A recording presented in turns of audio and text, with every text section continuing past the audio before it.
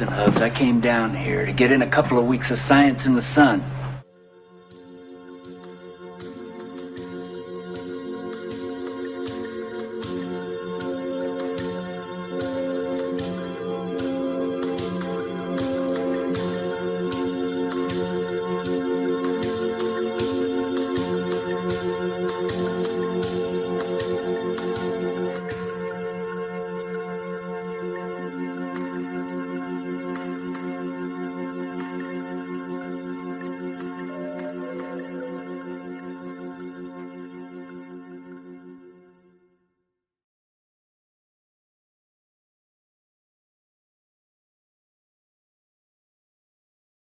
Rogue Moon by Algis Budrys. That old devil moon. During all recorded history, she has hovered near the earth, a timeless symbol for the lover's ecstasy, a vast frontier for the adventurer's curiosity. Goddesses and Gibson girls have tripped the light fantastic of her surface, while sonneteers and scientists have scanned her changing phases. Now man had actually reached the moon, and on it the explorers found a structure, a formation so terrible and incomprehensible that it couldn't even be described in human terms.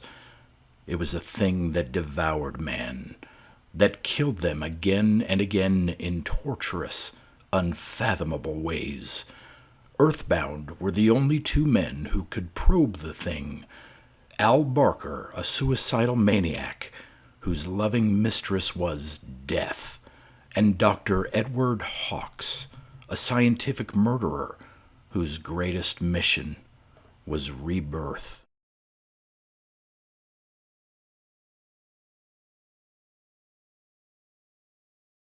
Not Without Sorcery by Theodore Sturgeon. In 1948, Theodore Sturgeon published his first collection of short stories, titled, either from modesty or irony, Without Sorcery. Mr. Sturgeon's firm conviction that, in his own world at least, absolutely anything is possible, and therefore whatever happens does so without sorcery, is an obviously specious argument and certainly no excuse. The fact is that anything which Theodore Sturgeon writes is the result of an extraordinary alchemy, the sorcery of his own talent, a talent that is peculiar to himself, unidentifiable but unmistakable, elusive yet always there. This is sorcery, and there is no point boggling it.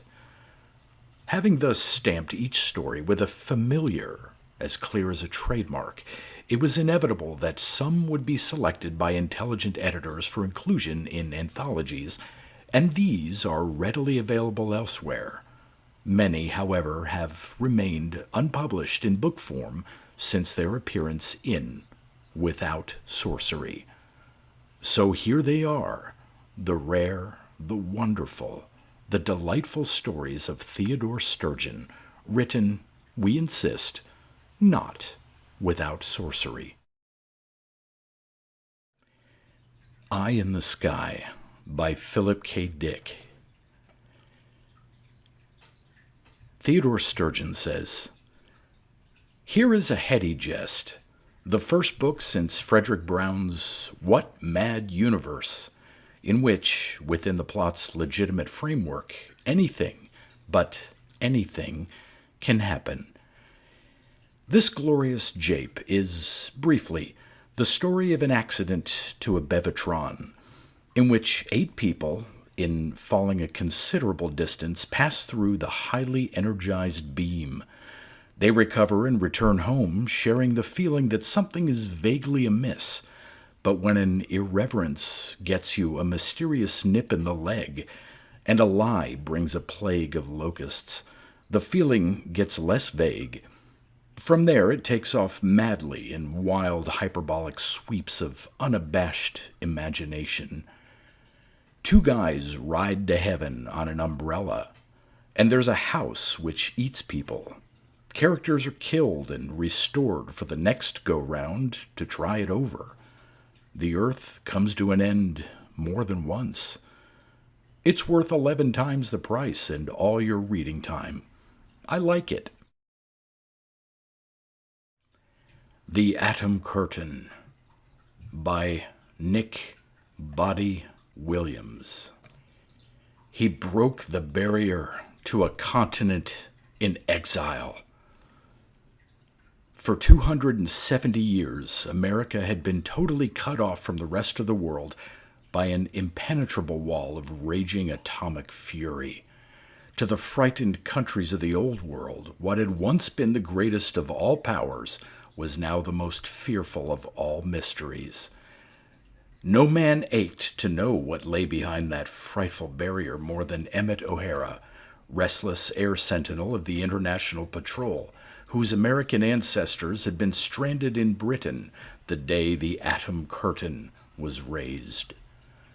Then, on December 20th, in the year 2230, while on routine patrol, O'Hara did the impossible. He broke through the barrier and lived. But the full story of O'Hara's discoveries and adventures in atomic America is so utterly breathtaking that readers are sure to rate it a classic of modern science fiction. Cat Country, a satirical novel of China in the 1930s by Lao She, translated from the Chinese with an introduction by William A. Lyell, Jr. After living abroad for a period of 6 years, Lao She, the distinguished author of Rickshaw Boy, returned to his native China in 1931 to complete, within only 1 year of his return, this scathing and hilarious account of life in his troubled homeland.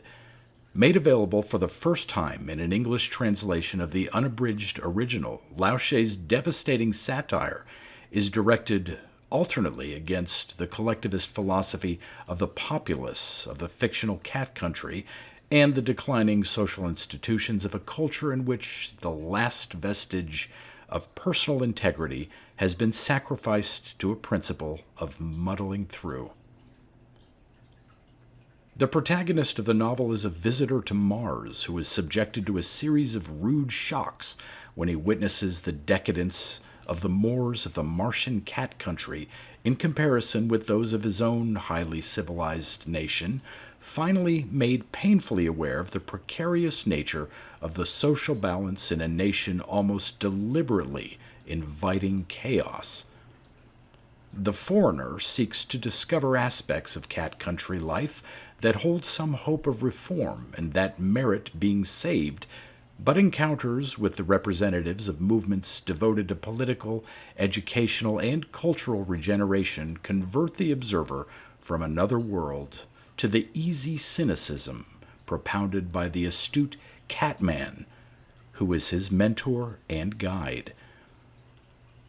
Ultimately, the last in a series of political parties, or brawls in the Cat Country terminology, fails in its attempt to mobilize the people under the banner of everybody Sherskyism and to change a pattern of life based solely on personal gain.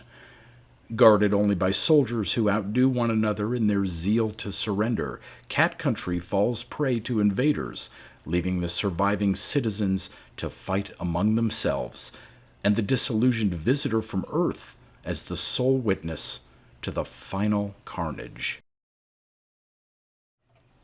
The Psionic Menace by Keith Woodcott. Must the universe die with them?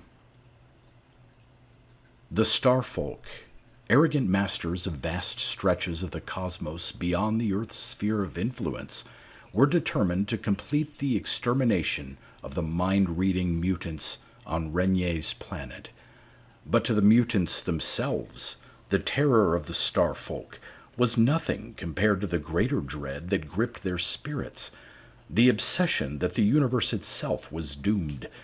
This obsession ripped into their minds, overwhelmed them, and plunged them into horrifying hysteria. The message of doom reached the ears of the starfolk themselves, forcing them to a fateful decision. They would allow an Earthman, archaeologist Philip Gascon, to visit Renier in an attempt to unravel its secrets. What he found would either contain the key to the ultimate destiny of the universe or the date of doomsday. Danny Dunn and the Anti-Gravity Paint by J. Williams and Raymond Abrashkin. Anti-gravity paint. Through a mishap in Professor Bulfinch's laboratory, Danny accidentally creates an anti-gravity paint. The natural use, of course, is for a spaceship. The paint can replace rockets to get the ship into space. Unfortunately, the spaceship is launched prematurely after Danny and Joe follow Professor Bulfinch and Dr. Grimes on a tour of the ship. A mechanical failure dooms the four to a one-way trip out of the solar system unless they can repair the spaceship in time. The Many Worlds of Magnus Rydolph by Jack Vance. Magnus Rydolph, at first glance, did not look like an interstellar troubleshooter. He was not tall and muscular. His skin had not been turned to a rugged color of bronze by the numerous distant suns he had visited, and his voice and manner seemed far too mild for an adventurer. Yet there was a chill hardness in his mild blue eyes that warned of the deceptiveness in his appearance. Throughout the galaxy there were men and other beings, yellowbirds, Tau, Gemini ant things, Hecatian anthropes, who could testify to the deadliness that lurked behind those eyes. In Magnus Rydolph, Jack Vance has created one of the most memorable characters of his award-winning career. Frontier of the Dark by A. Bertram Chandler. The Werewolf Effect. The mansion drive was the gateway to the stars, but it had one unfortunate side effect. Traveling faster than light, mankind reverted to the bestial form of his own legendary nightmare, the lycanthropic horror that the full moon once called forth from the soul's depths, now no longer howling at the moon, but soaring far beyond it. Slan by A. E. Van Vogt. Superior beings. Years ago, mankind fought against the hated Slan race in the fierce Slan Wars. The result was the extermination of almost all Slans and the establishment of a worldwide police state. But Slan Jommy Cross had escaped extermination and was now living in constant fear in the world of cruel humans. Jommy was determined to avoid detection, track down other surviving Slans, and with them the mystery of the Slans' strange existence and superiority. Sam Moskowitz says, "A highly original approach to the concept of the Superman in science fiction must be counted among the classics."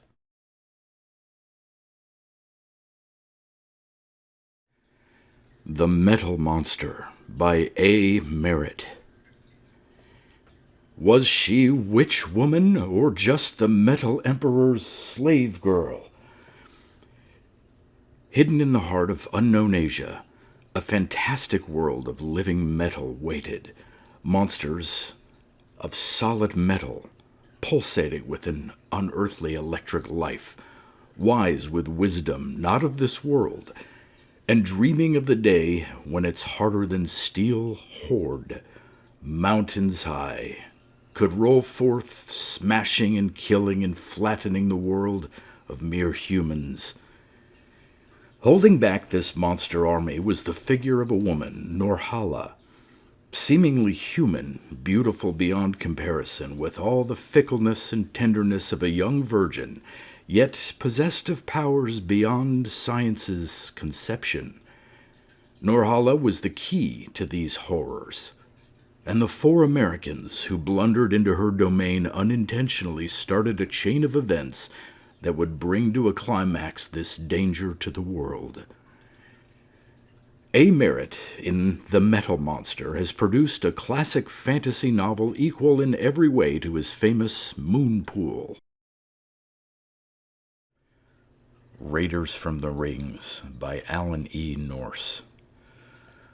We have watched your planets for millennia. The creature that spoke was barely 3 feet tall, with wrinkled gray skin and monstrous eyes. Yours is a war of children. Only children would slaughter each other out of ignorance and fear. Only children would fail again and again to learn the lessons of their foolishness.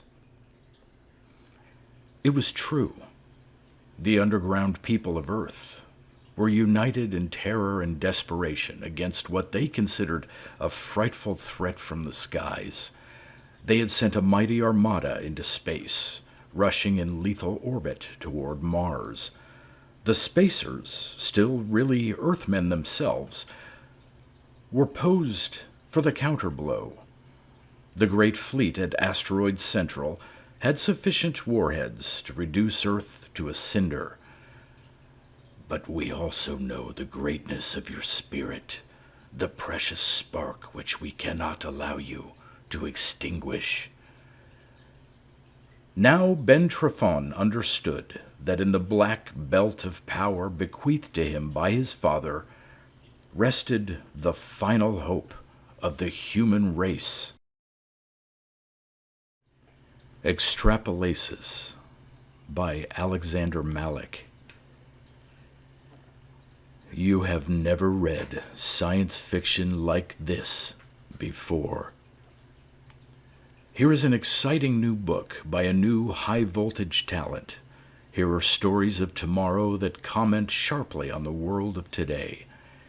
Here's the story of the oddball who comes up with an anti-gravity device and the disaster that ensues when he fails to sell it to Washington and mails the plans to Egypt. Here's the story of the praying computer that offers programmed penances with astonishing results. Here is the story of the fantastic creature that threatens to gobble up all the dirt of Earth. Virginia Kirkus says, Mr. Malik has an impish humor that keeps things on a bright level. Rite of Passage by Alexei Panshin. After the fall, man lives precariously on 100 hastily established colony worlds and in the 7 giant ships that once ferried men to the stars. Mia Havero's ship is a ruthlessly rational society that tests its children's right to exist by casting them out to live or die in the hostile wilds of a colony world. Though her time of trial is fast approaching, Mia is to learn that it is not she alone, but her world and mankind that are on trial. Roger Zelazny says, Alexei Panshin has done a rare thing. I'm very impressed. Robert Silverberg says, Panshin writes with vigor, charm, wit, and the power of a born storyteller. The Demolished Man by Alfred Bester. It's lucky for the world I'm willing to stop at one murder. Together we could rape the universe. Ben Reich, head of Monarch Utilities and Resources, risks everything in a last-ditch takeover bid for the massive de Courtney cartel. When it fails, only murder, blackmail, and bribery are left. So Reich sets himself against the whole sophisticated paraphernalia of 24th century crime fighting, conducted by the Peepers, trained telepathists with a strict code of ethics. And even if he can find a bent peeper, there's still the ultimate penalty if he fails: demolition. voted Outstanding Novel of the Year by the 11th World Science Fiction Congress. Postmarked The Stars by Andre Norton. Trouble started early for the free trader Solar Queen the moment Cargo Master Dane Thorson collected a package for transit from Shiko to True's world. What was in the package Dane did not learn until after he had been kidnapped, knocked out, and a dead man bearing his credentials had been substituted for him aboard the ship. Efforts to find out the reasons for the mysterious switch seemed hopeless until they made the ghastly discovery that their precious cargo of alien embryos had been subjected to secret radiation, causing them to regress genetically into monster forms. Only after Dane and his fellow spacemen had endured a series of nightmare adventures on their port of call did they begin to fit the puzzle together, to realize that they had stumbled upon a criminal operation that involved a whole cluster of stars. Ice by Anna Kavan. A masterpiece of literary science fiction conjuring a dazzling and haunting vision of the end of the world. In a frozen, apocalyptic landscape, destruction abounds. Great walls of ice overrun the world, and secretive governments vie for control. Against this surreal yet eerily familiar broken world, an unnamed narrator embarks on a hallucinatory quest for a strange and elusive glass girl with silver hair. He crosses icy seas and frozen plains, searching ruined towns and ransacked rooms, desperate to free her from the grips of a tyrant known only as the Warden and save her before the ice closes all around. A novel unlike any other, Ice is at once a dystopian adventure shattering the conventions of science fiction, a prescient warning of climate change and totalitarianism, a feminist exploration of violence and trauma, a speculative literary dreamscape, and a brilliant allegory for its author's struggles with addiction, all crystallized in prose glittering as the piling snow. Doris Lessing says, "There's nothing else like it." J.G. Ballard says, "Few contemporary novelists could match the intensity of her vision." Islands in the Sky by Arthur C. Clarke. The sky's the limit.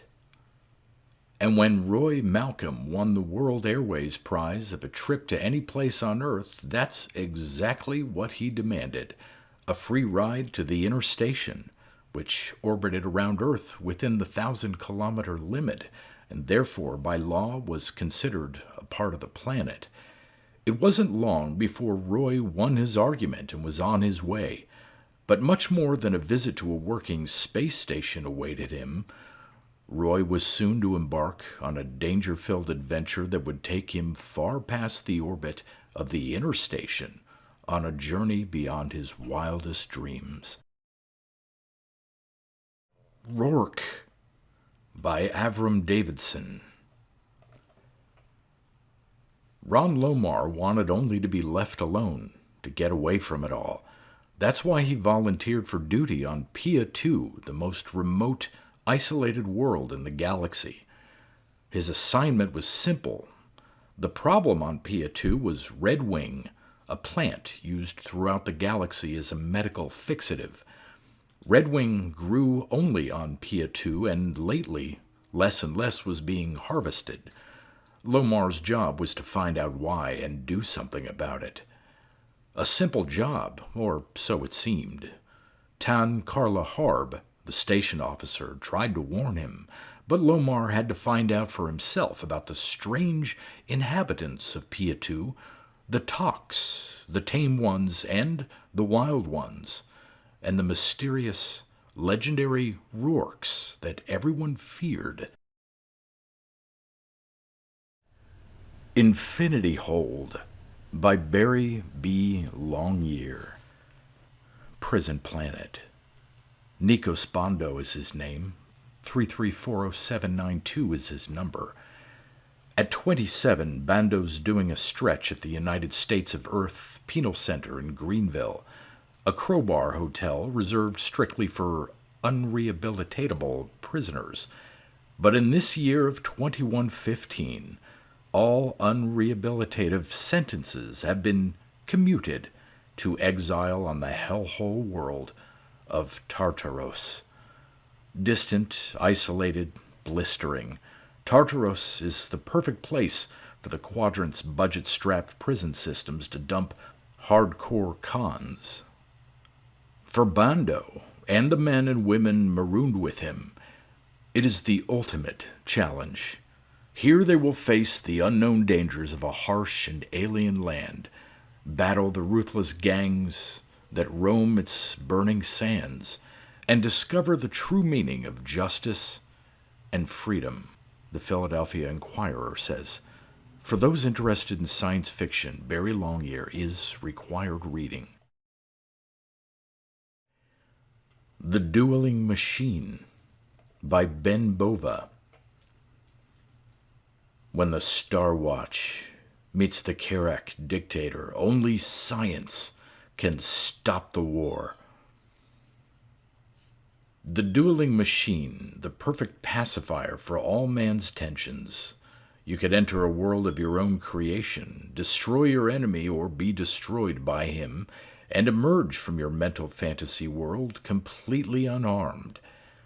Dr. Leo, creator of this ultimate placebo, could not believe that someone had now found a way to use his machine as a tool for destruction, but apparently someone had.